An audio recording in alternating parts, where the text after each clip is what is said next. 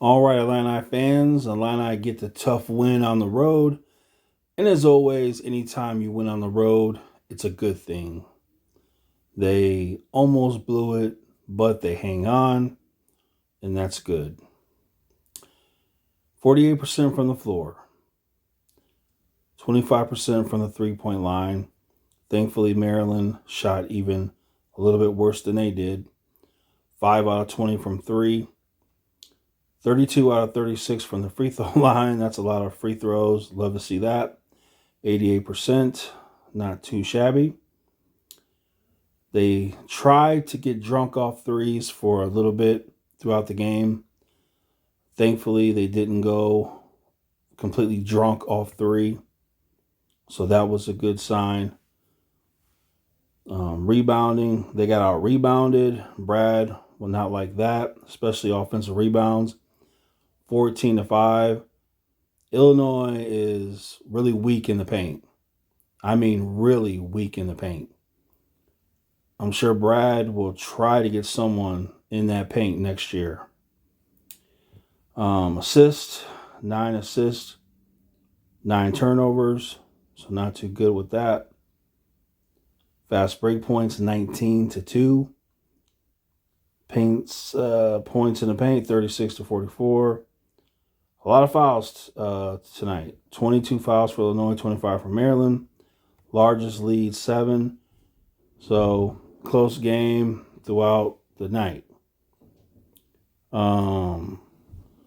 Quincy with 9 points, 1 rebound. Not too much going on for him tonight. Coleman, 14 points, 2 assists, 7 rebounds. 5 for 5 from the free throw line, 4 for 6 from the floor, 1 for 3 from 3.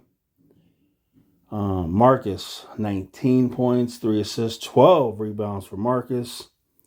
Incredible, 7 out of 14 from the floor, 4 from 5 from free throw line. Really, really good game by him. Good game by Hawkins, Ty Rogers.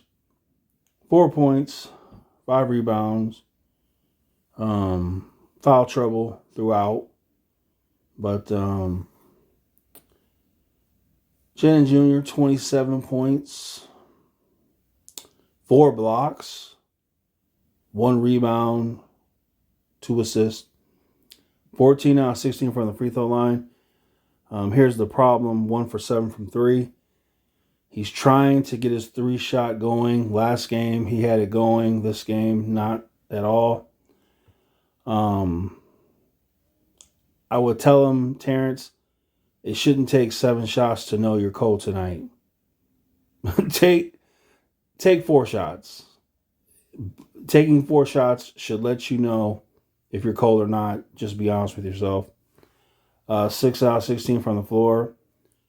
He's at his best attacking the rim, drawing fouls. So that's what you want to see. Dane is in a bad place right now. He just can't get on the court. If he does get on the court, it's just for a little bit of time. Any other time, I would say Dane is going to transfer, no doubt about it. Any other time, he's transferring, he's gone. But with basically the entire team leaving, I think he'll stay because he'll have no choice but to play. Like, he's going to play no matter what next year. So I expect him to stay. Harmon, 10 points off the bench. Anytime you get double figures off the bench, it's a good thing. 3 rebounds. Lou Goody. Now, this guy right here is a special case. You've seen it tonight. Brad Underwood, when Lou Goody went into the game, he was attacked. Just like I said in my last video, make no mistake about it, the word is out. If Lou Goody is out there, you attack him, go to the paint, because no one can stop you. And that's what happens. So on one hand, you feel bad for Luke that he's being targeted, but the weakest link will always be targeted. So for Luke, he has to go out there and stroke those threes.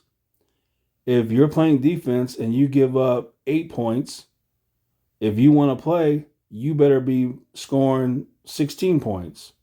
You have to make it worth it for you to be out there with your bad defense.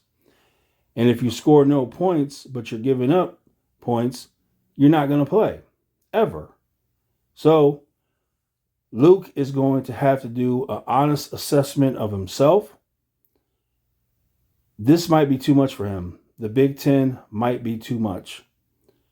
If defensively you are worthless, and I mean completely worthless defensively, you have no chance to play, because he's never going to offensively score way more than he gives up on defense. So Luke may be transferring. He needs to go to, in my opinion, he needs to take a step down in competition. He's just too unathletic, too slow, and he'll never be able to play defense in the Big Ten. And offensively, it's just not working for him.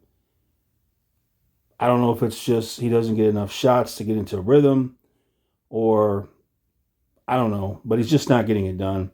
Next year, if he does stay, he'll get more of an opportunity, I would think. And then maybe he can turn it on offensively. But if I was to advise him, I would say based on your defense alone, you should go play a step down in competition. That's my advice to him. So as far as the national championship is concerned, the critical things for Illinois: never become drunk off threes when you're missing them. All right, that's like the biggest thing when it comes to Illinois. Stay sober. Get to the free throw line and make your free throws. That is when you're at your best. So value the ball. Don't get drunk off threes. Always shoot more free throws than you shoot threes. The interior defense is worthless. Let's just be honest. There's no interior intimidation in the paint. There's no defense in the interior. Once you get into the paint, you easily can do a layup or a dunk. And there's just nothing anyone can do about it. Coleman can't do nothing about it. No one can. 44 points in the paint. That's a lot. Like I said, can Dane provide something in the paint? Can Hansberry come into the game and provide something in the paint?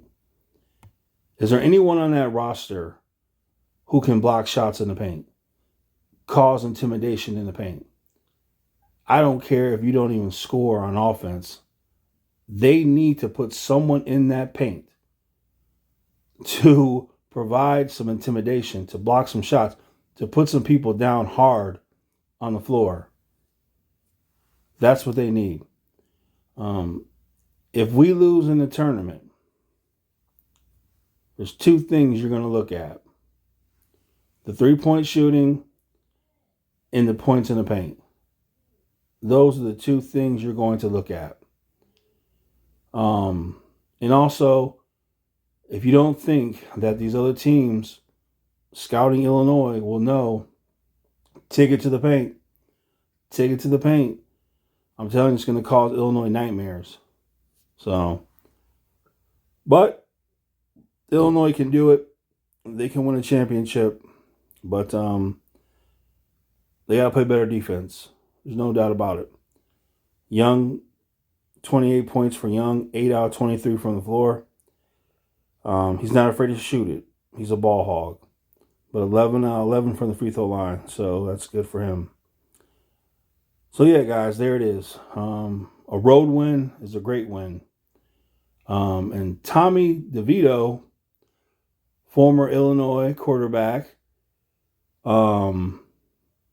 he's doing a